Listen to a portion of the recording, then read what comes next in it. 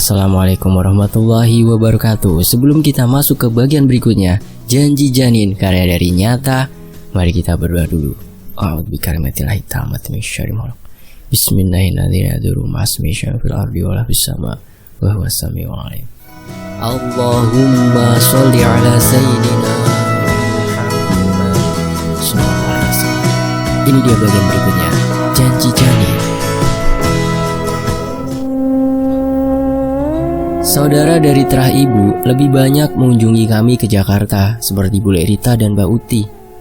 Entah kenapa, ibu sangat berat hati dan selalu menolak bila dulu aku meminta untuk berlibur ke rumah Mbah di kampung. Dan entah hanya perasaan saja, sedari aku tiba di sini, warga seperti tak menghendaki akan kehadiranku. Tampak wajah-wajah sinis mereka yang memandangi sedari tadi. Tiada senyum yang diarahkan, selayaknya warga pedesaan bila melihat orang lain.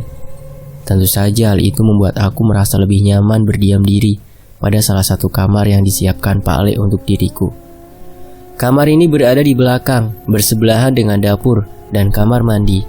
Sepintas kamar ini tiada bedanya dengan kamar khas di perkampungan. Hanya saja terkesan horor yang membuat bulu tengkukku bergidik. Mataku fokus menatap wadah persembahan berisi kembang kantil, kendi yang diletakkan di bawah tempat tidur yang ada di sana. Belum lagi aroma kembang tercium memenuhi seluruh ruangan ini. Kutepiskan pikiran aneh, dan mungkin ini sudah tradisi di kampung, pikirku. Sejenak kurebahkan badan sembari menata pakaian yang akan kugunakan malam ini. Di tengah aktivitas malam itu, terdengar sayu pembicaraan dari arah dapur. Suara itu seperti suara khas orang yang kukenal dan membuat aku penasaran. Kubuka pintu dan melangkah ke arah dapur. Tampak dua wanita sedang asik memasak. Badan mereka membelakangi aku, sehingga aku tidak dapat melihat wajah mereka. "Nyuwun sewu Bude, wonten sing saged kula ewangi?" tanyaku kepada mereka. Namun tiada jawaban hingga aku menanyakan sekali lagi. "Bude, ada yang bisa Rina bantu ndak?" Dan lagi ucapanku tidak menerima tanggapan. Mereka masih asik dengan perbincangan dan mengindahkan keberadaan diri ini. Sudahlah, mending ku tinggalkan saja, pikirku kala itu. Di sela langkah yang berniat untuk kembali ke kamar, salah satu dari mereka berkata hal yang cukup menyakitkan hati. "Mulai kono, ojo gawe sial neng kene." Langkahku terhenti dan ingin melihat siapa sosok yang tega berkata demikian. Segera ku balikan badan, ingin menatap wanita baya yang tega mengatakan hal sesadis itu. Namun, ketika ku tatap kembali ke arah mereka, bulu kudukus ketika bergidik hebat kala mendapati suasana dapur kosong. Tiada dua wanita yang tadi kulihat. Kembali hal mistis itu terulang dan semakin membuyarkan pikiran. Satu tangan menepuk pelan pundakku, membuat aku terkaget sejadinya. "Sedang apa kamu, Rin?" ucap Pak Le yang tiba-tiba ada tepat di belakangku. Anu Pak Le," jawabku terbata, masih dengan perasaan kaget saat itu. Seolah mengerti dengan apa yang ku alami, Pak Le hanya berkata, "Sudah, tidak perlu kamu lanjut. Kamu tunda kepulanganmu. Besok akan Pak Le jelasin apa yang terjadi," ujarnya seraya meninggalkanku di sana sendiri, yang membuat aku semakin bingung dengan apa yang terjadi. Sesaat setelah kepergian Pak Le, aku kembali ke dalam kamar mencoba menenangkan diri. Tidak kuindahkan lagi baju yang masih berserak di atas kasur. Aku langsung terbaring dan sejenak menutup mata. Baru sekejap katup mata ini tertutup, aku merasa ada seseorang yang duduk di kasur, tepat di samping kakiku. Kubuka mata dan kembali aku harus mengalami syok yang sangat menyakitkan. Aku segera beranjak bangkit dari kasur tersebut ketika sosok Bule Rita merupakan orang yang duduk di kasur tersebut. Dia tersenyum kecil menatapku, sembari memakan bunga kantil yang ada di tangannya. Wajahnya terlihat damai. Dia mulai beranjak, berjalan mengarah ke tempat aku berada dan untuk sekian kalinya, aku seperti kerbau congek yang tak berdaya, mengikuti tarikan tangannya kembali duduk di kasur tersebut. "Kamu mau, Nduk?" ucapnya sembari menawarkan bunga kantil yang sedari tadi dikunyah oleh dirinya. Aku terdiam menganggukkan kepala mengisyaratkan menolak pemberiannya. Namun hal horor malah terjadi selang anggukan penolakan yang kulakukan. Bule Rita langsung mengarahkan tangannya membekap mulutku serta tangan satunya lagi menyodorkan paksa bunga kantil itu masuk ke dalam mulut. Aku dicekoki. Aku histeris teriak sejadinya. Namun tenaga dirinya membuat aku tak dapat melepaskan cengkraman itu. Tidak hanya sampai di situ. Sekelebat pandanganku yang mulai samar melihat tidak ada lagi sosok bule Rita, melainkan perwujudan kuntilanak dengan wajah yang sangat mengerikan. Astagfirullah, aku pun tidak kuasa. Bunga itu perlahan terus masuk ke dalam mulutku. Bahkan hal yang lebih mengerikan, aku merasa ada cairan kental sangat amis seperti masuk bersamaan dengan bunga kantil tersebut yang langsung membuat rasa mual di dalam perutku. Kuntilanak tersebut masih menahan mulutku agar tidak memuntahkan makanan tersebut. Hingga perlahan mataku menatap hal ganjil. Ya, tidak hanya kuntilanak tersebut, namun berpuluh demit dengan berbagai perewangan ada di sana. Dan yang membuat aku bergidik sampai meneteskan air mata kala itu kulihat ibu berlutut seperti anjing dalam keadaan leher yang terantai. Dan dirinya berada di kaki makhluk hitam yang dulu kulihat di malam kematian mereka. Dewudo, ucapku sebelum kesadaran ini hilang. Kala diriku sadar, kudapati Mbah Uti dan Pak Le ada di sampingku. Wes, sampean dilengkap ya kan? Sudah lihat semuanya kan, Nak? Ucap Mbah padaku. Maksudnya Mbah, Rina masih belum mengerti, jawabku pada mereka. Belum juga pertanyaan itu terjawab, Pak Le keluar dari ruangan dan masuk kembali dengan membawa tempayan beserta berbagai jenis bunga dan kendi seperti isi sesajen pada umumnya.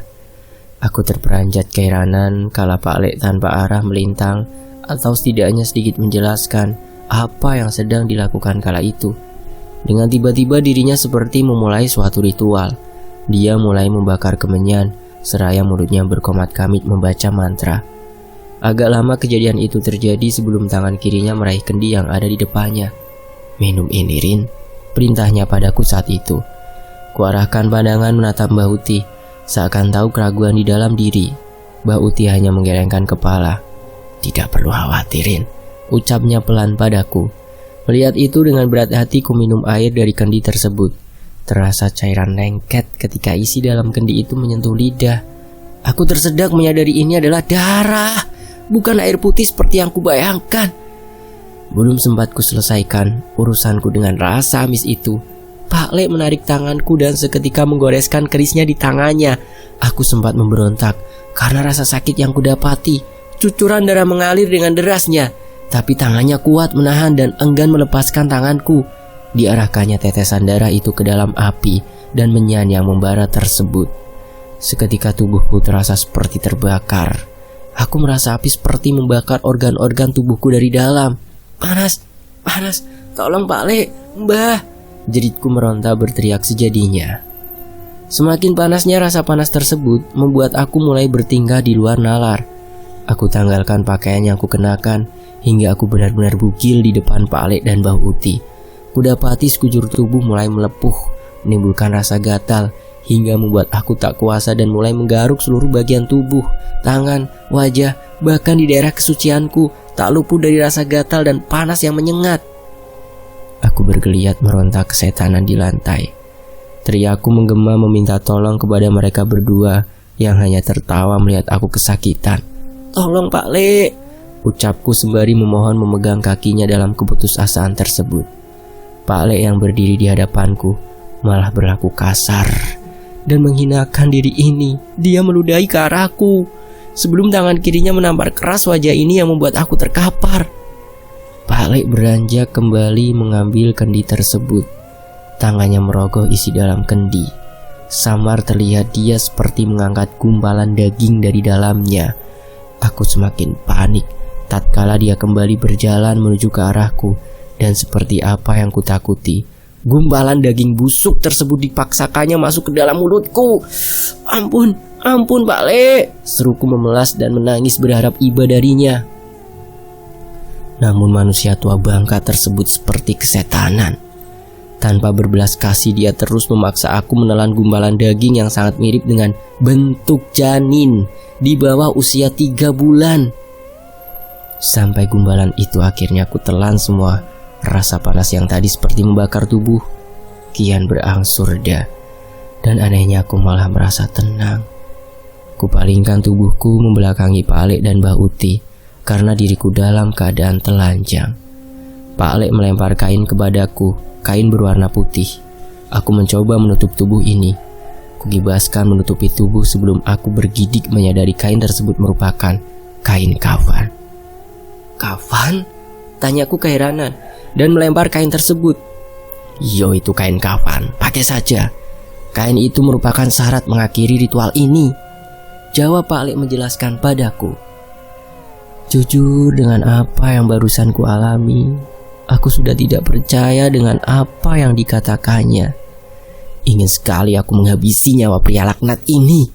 Suka tidak suka kain kafan itu akhirnya aku pakai menutupi tubuh. Dan lagi seiring aku menutup diri ini dengan kain tersebut, kudapati pria bangsat tersebut membekap tubuhku dari belakang. Dan seketika itu juga dia menghujam perutku dengan keris yang dipegangnya. Untuk perhatian, cerita ini banyak adegan gak senonoh dan menjijikan. Untuk yang gak kuat, skip aja ya. Tidak disarankan menyimak. Dan tetap jangan lupa berdoa supaya gak terpengaruh dengan negatif-negatif yang ada di cerita ini ya. Tapi tetap ambil positifnya dong. Oke, lanjut. Di sisi lain, kicauan burung kutilang terbalut indahnya hamparan pepohonan hijau di pagi itu harus sedikit terusik dengan gumpalan asap yang mengepul di salah satu halaman rumah warga desa. Seperti biasa, setiap pagi terlihat seorang pria uzur asik menikmati sebatang rokok sembari melihat indahnya cahaya matahari yang mulai bersinar menembus rimbunnya pepohonan. Namun pagi itu terasa berbeda dari hari biasanya.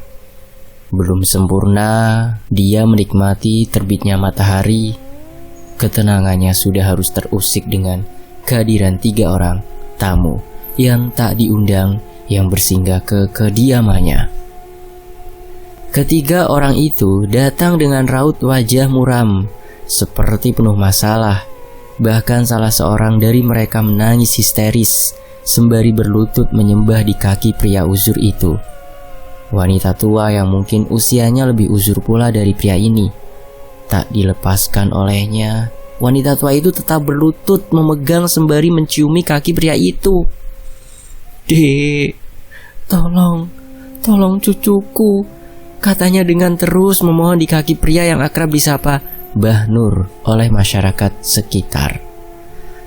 "Sudah lama berlalu semenjak kematian Mas Nar, Mbak. Ada apa gerangan yang menggerakkan hati Mbak kembali menemui saya?" jawab Mbah Nur kepadanya. Rasa penasaran terpampang di raut wajah Mbah Nur. Dia mengangkat wanita itu sembari menanyakan hal serupa ke kedua orang lainnya. "Ada apa, Gali? Dwi, di mana bapakmu? Darto baik-baik saja kan?" tanya Mbah Nur kepada mereka. Ketiga orang tersebut ialah Mbah Uti dan kedua sepupu Rina, anak dari Bule Rita yang bernama Gali dan Dwi. Sementara Mbah Nur merupakan adik dari Mbah Nar, suami dari Mbah Uti atau kakek dari Rina. "Mbah, bapak di rumah," jawab Gali gugup padanya. "Terus masalahnya apa? Cucu yang mana, Mbak? Gali sama Dwi ini baik-baik saja?" tanya Mbah Nur dengan wajah kebingungan. Mulut mereka seperti terkunci dan enggan bercerita. Satu sama lain hanya saling menatap, seolah memberikan kode agar ada yang menceritakan kejadian itu kepada Mbah Nur. "Loh, kalian semua kenapa? Kok saling tatap-tatapan? Cucu yang mana, Mbak?" tanya Mbah Nur sekali, kembali ke Mbah Uti. "Mbak Rina, Mbah," ketus Dwi memulai pembicaraan. "Mbak Rina sudah seminggu gak sadarkan diri di kamar," terangnya kembali. "Rina siapa?" tanya Mbah Nur dengan wajah penasaran.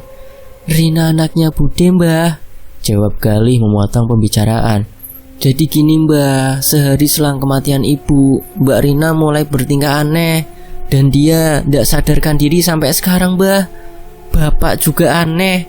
Dia tidak mengizinkan tahlilan ibu diadakan. Bahkan bapak juga mengunci kamar Mbak Rina. Dan setiap malam bapak selalu meletakkan sesajen di depan kamar itu, kata Dwi, putri dari almarhumah Bule Rita yang meninggal di rumah Rina, Jakarta. Mbah Nur tertegun khusyuk mendengar perkataan mereka kepadanya. Tersirat sejenak di pikirannya akan memori kelam yang pernah terjadi beberapa dekade lalu. Bapak juga tidak mengizinkan kami membawa Mbak Rina berobat atau memberitahukan warga akan keberadaan dan kondisinya saat ini.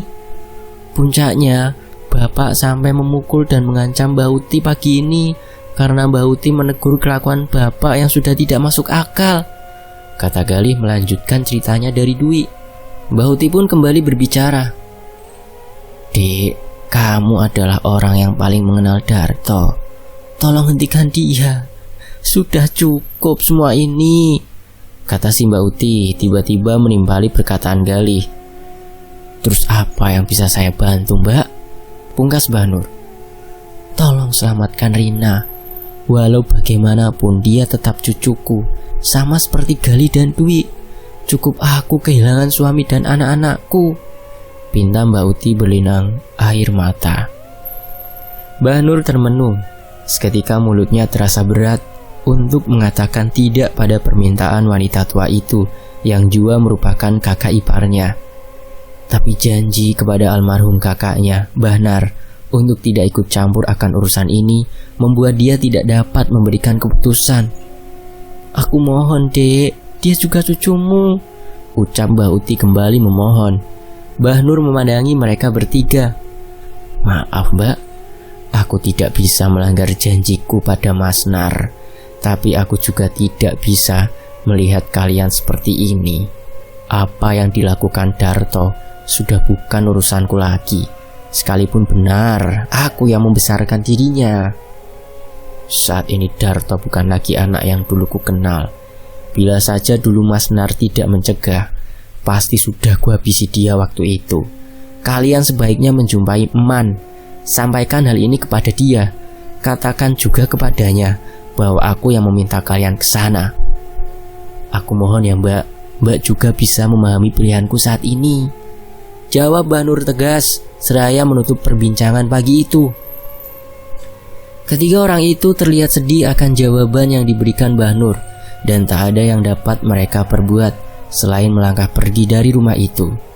Di saat akhir, Mbak Uti masih terisak menangis seraya memohon berharap Mbah Nur merubah keputusannya. Namun hingga sampai Galih menyalakan motornya dan mereka berlalu pergi, hanya pandangan datar yang ditunjukkan oleh Mbah Nur tanpa sepatah kata. Tak lama dari berlalunya Mbak Uti dan sepupu Rina dari sana, Mbah Nur bergidik menjawab salam dari seseorang yang sebenarnya hadir sedari tadi di sana. Jadi apa maumu, Mas? Tanya Mbah Nur seraya membelakangi seseorang yang sebenarnya dari tadi ikut datang dengan rombongan itu. Aku pikir engkau juga akan pulang bersama mereka, ucap Mbah Nur seraya membalikan badannya menatap sosok kakak kandungnya Mbah Nar yang hadir di sana. Dewudo sudah bebas. Pisungsung getih akan terus terjadi bila Darto tidak dihentikan, ucap sosok tersebut seraya menghilang dari hadapan Mbah Nur. Mbah Nur terdiam. Hatinya merasa murka akan kelakuan Darto, bocah yatim piatu yang dibesarkan seperti anak kandungnya sendiri. Masih jelas diingatannya bagaimana dia sangat menyayanginya.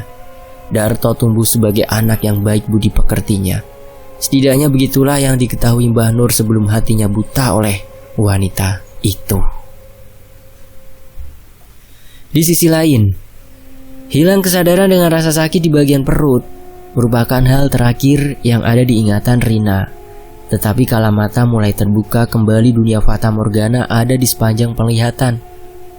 Tidak ada Mbah, Pak Lek maupun luka di sekujur tubuhku. Belum lagi untuk kesekian kalinya aku kembali terbangun di dalam kamar ini. Lama aku terdiam, bergidik dalam rasa takut yang luar biasa. Sebelum pintu kamar itu kembali terbuka dengan kehadiran sosok wanita yang sangat aku cintai. Ibu membuka pintu kamar tersebut dan masuk, melangkah ke arahku. Keadaan saat itu hening. Melihat kehadiran ibu membuat aku tidak tahu harus berbuat apa. Beliau duduk tepat di samping kiri, mengarahkan kepalaku bersandar di bahunya. Saat itu aku kembali menangis. "Rina takut, Bu," ucapku memeluk dirinya erat. "Ibu minta maaf, Nak," katanya padaku. Kembali kuangkat wajah menatap ibu yang saat itu aku pun tidak tahu menyebutnya apa. Rasa takut dalam diriku seakan sirna. Sekalipun kulihat ibu layaknya kuntilanak, dia menggunakan baju putih yang usang dan kotor dengan rantai besi yang melingkar di lehernya. Aku merasa sedih melihatnya dan bertanya, mengapa air hayat dari orang yang kusayang harus berakhir seperti ini? Apa yang sebenarnya terjadi, Bu? Ucapku kepada beliau. Lama beliau membalas sebelum sebuah ucapan terbesit dari bibirnya yang sama sekali tidak dapat untuk mengerti. "Duk, sebentar lagi kamu akan kembali ke alammu. Temukan benda itu dan bakar, maka segala perjanjian ini akan berakhir. Dan ingat, jangan sekali-kali kamu nyoba untuk melihat isi dari bungkusan itu." Hanya beberapa detik dari ucapan itu, ibu menghilang seiring dengan lampu di dalam kamar yang padam. Keadaan gelap gulita. Tanpa sedikit pun mata ku dapat melihat sekitar. "Bu, Ibu, Rina takut, Bu," teriakku sembari berjalan pelan dan mencoba meraba di sekitar. Namun aneh, tidak ada benda atau apapun yang dapat kusentuh. Aku seakan berjalan di ruang kosong yang luas, sampai suatu cahaya terang tampak bersinar di ujung sana. Terdengar pula suara panggilan yang memanggil namaku dari cahaya itu. Rina. Ku bercepat langkah menuju arah suara dan cahaya tersebut. Bersambung, nantikan kelanjutannya hanya di Fakta Sejarah. Terima kasih teman-teman sudah menyimak sejauh ini. Terima kasih juga untuk penulisnya, Nyata @nyata74042956. Terima kasih lagi ya teman-teman. Sampai jumpa di bagian berikutnya. Saya pamit. Wassalamualaikum warahmatullahi wabarakatuh. Alhamdulillahirrabbilalamin.